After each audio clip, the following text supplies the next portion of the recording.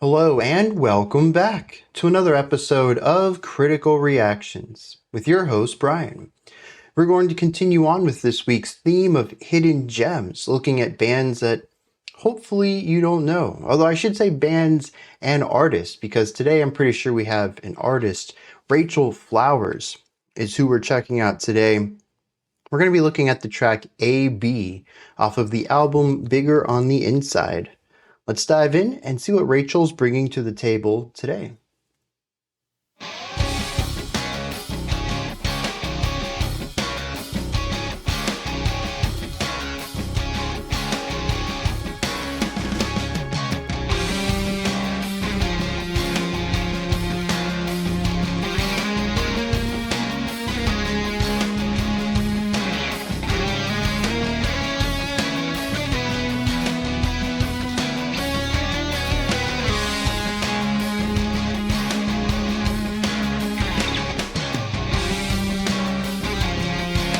It's a very spacey, kind of a vastness in the chordal information. Rhythmically, we're working with groups of three, but not a three-pulse time signature.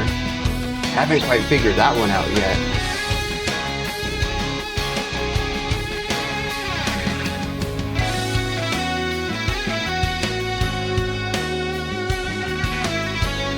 Oh, it's just 7.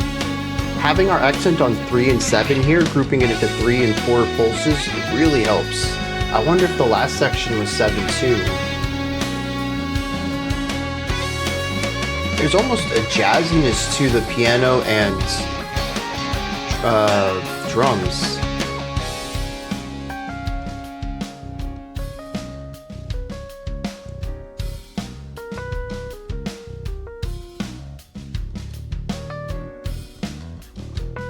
Yeah, that jazzy section's really coming through here.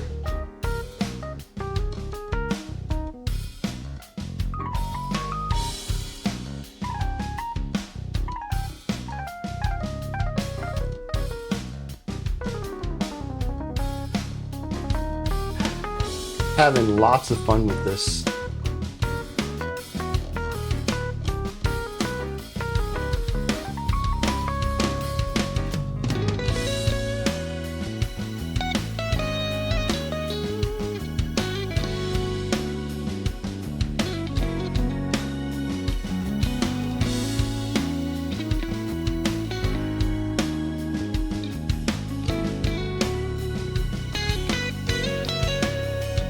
Love the inflection on that.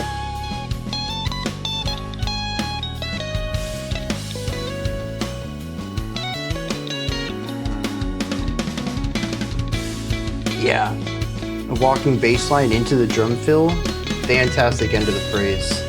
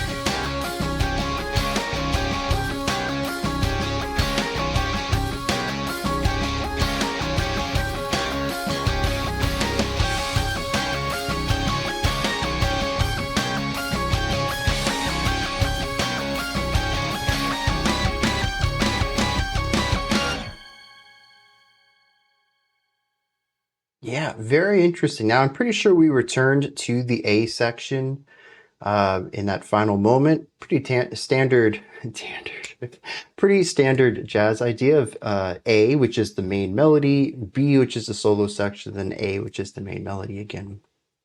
Although usually we would have an A, B, A. But anyways, I want to go back just to double check, because if we did return to the A, then I felt the 7 in that spacier section. But I want to go back and just make sure that 7 was there at the beginning too. So I'm going to play the beginning for just a little bit.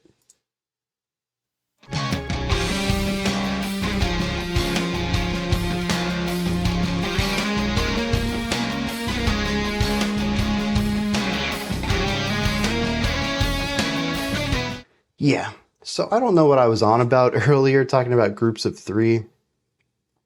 Even right there, it's obvious that it's alternating between 3 and 4.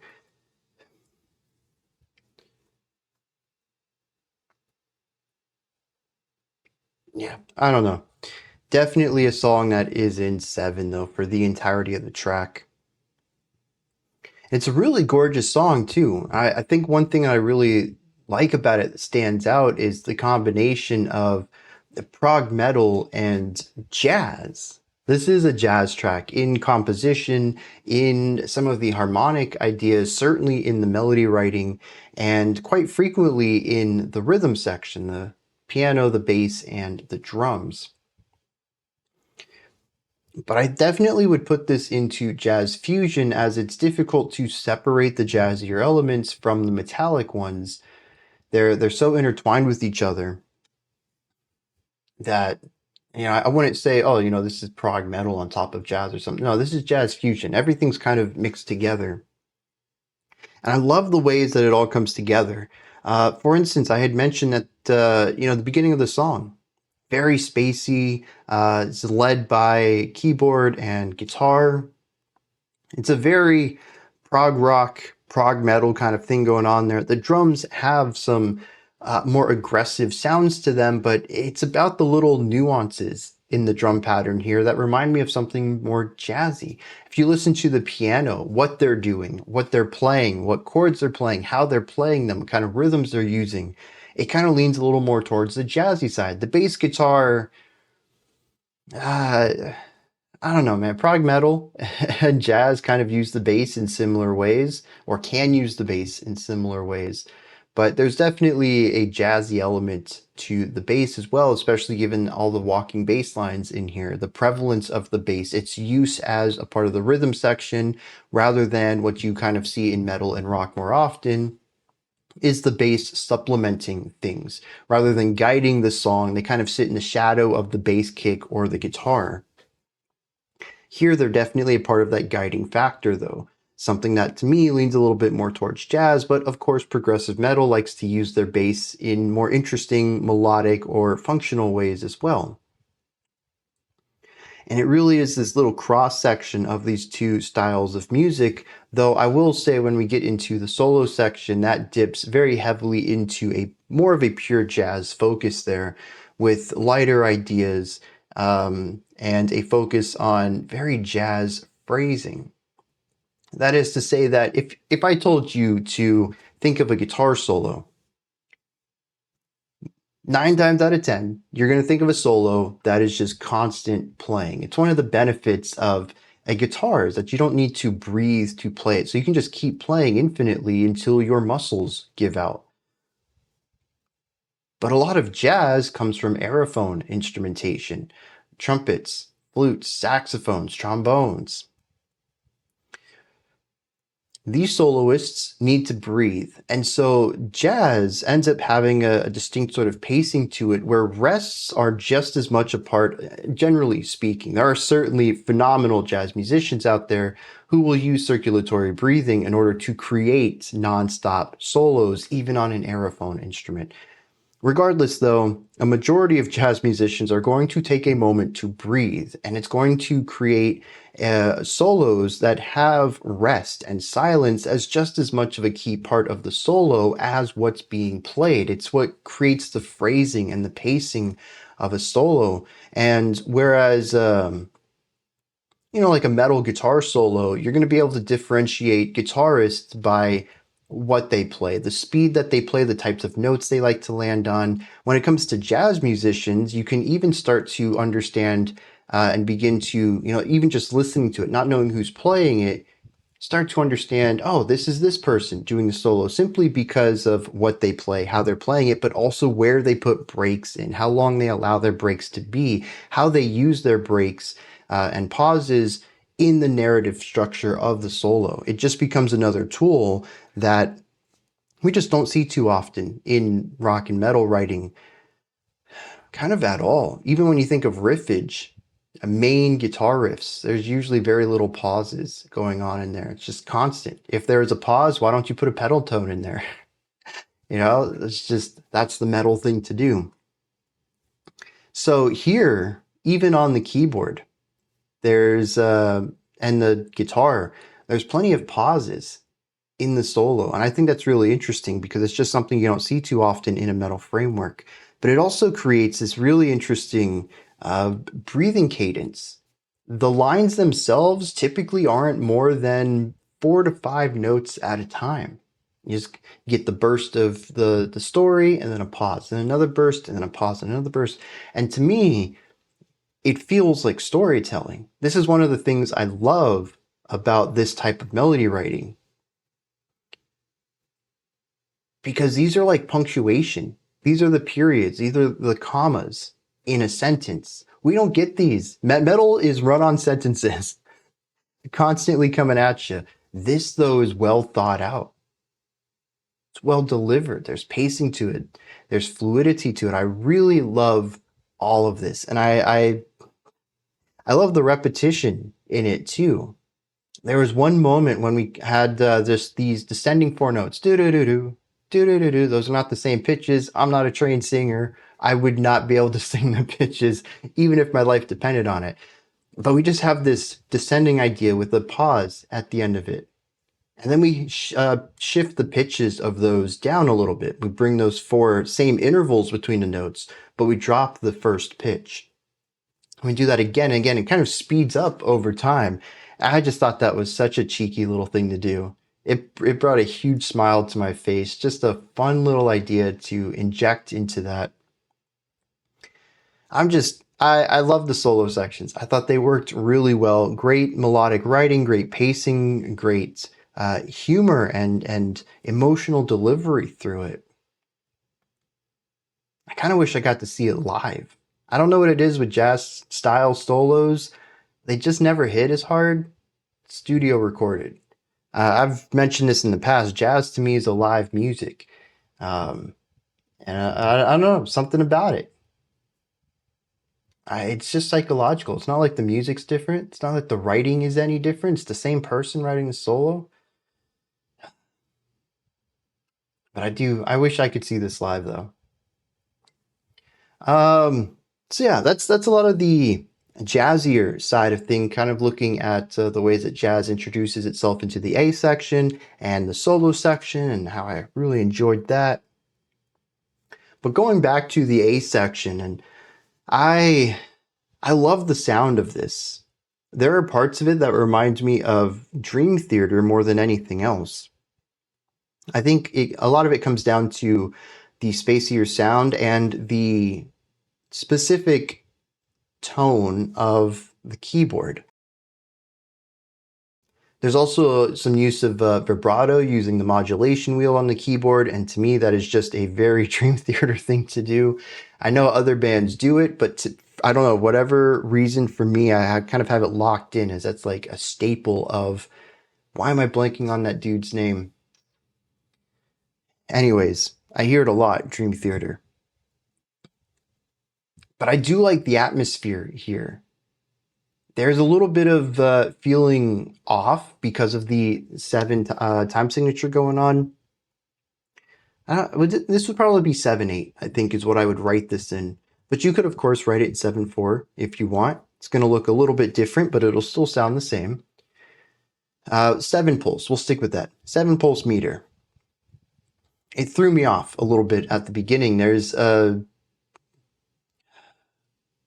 distancing between the melodic accents and the rhythmic accents. That is to say that the lead melody doesn't accent the same beats as the percussion does. And it creates this contrast, this friction rhythmically. And it's what threw me off for a lot of the beginning. Also, the fact that I totally misheard one of the rhythmic devices. So that's also not going to help in understanding time signature. So there's also, right as we get into it though, there's this element of feeling out of place, trying to figure out where you are, feeling a little lost. And it's paired with this very vast, open, spacey mode that we're in, harmonic mode.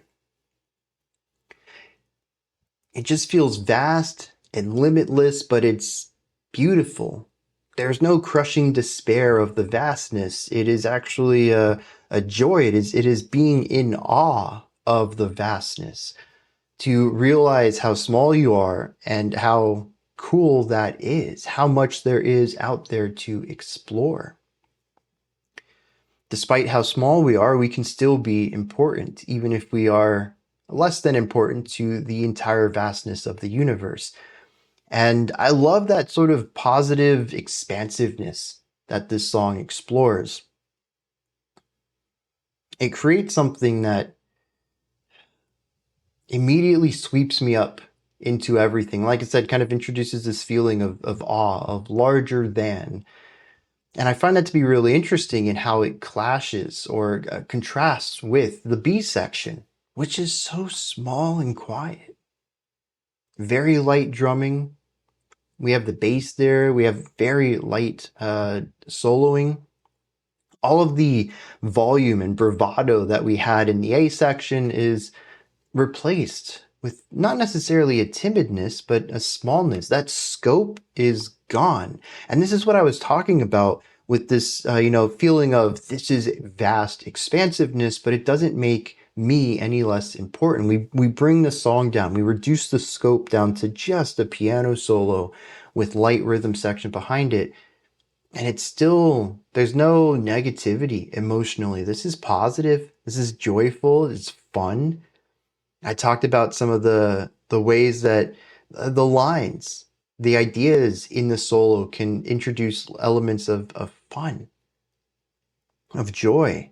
It brought a smile to my face. And then from there, we increase the scope once again and look at how large everything is and just how beautiful that can be. To me, I don't know what Rachel's intention is with this track, but to me, it's the beauty of both the macro and the micro, the large and the small, the vast and the limited. That just because something is bigger doesn't make it more important. Conversely, just because something is smaller doesn't make it less important. It's up to us to find joy in all things, big and small. Those are my thoughts on Rachel Flowers' A.B. What did you think of this track, though? Did anything stand out to you? Is there anything that you'd like to add on to what I said or correct me on? Do you have your own interpretation of things? Let me know. Put all of that and anything else you'd like to add into the comment section. I've been told that there are other tracks on this album that have lyrics to them, so if an instrumental wasn't necessarily your jam, but you enjoyed what you heard, you might like the rest of this album. I've also been told that Rachel is a classical and jazz artist, and that this is more of a foray into more experimental and progressive sounds, with this one being very progressive metal meets jazz. So there might be more to her works if you enjoyed parts of this, but maybe the metal aspect didn't really click with you. You can find some of her other works that might. All right, that wraps it up for today then. I'll be back. No, we need to do one other thing. Above the comment section is a description box. In there, you'll find a link to Linktree. In there, you can find links to my music, ways to support the channel, a link to the Discord server, and so much more. Above that, if you could, like, subscribe, and ring the bell. I greatly appreciate all three of those. All right, that wraps it up for today. I'll be back tomorrow, though, 5 p.m. Eastern Standard Time, 9 p.m. UTC, as usual. Until next time, remember to be critical, not cynical, of the music you listen to, and have a fantastic morning, afternoon, or evening. whenever you choose to watch my videos.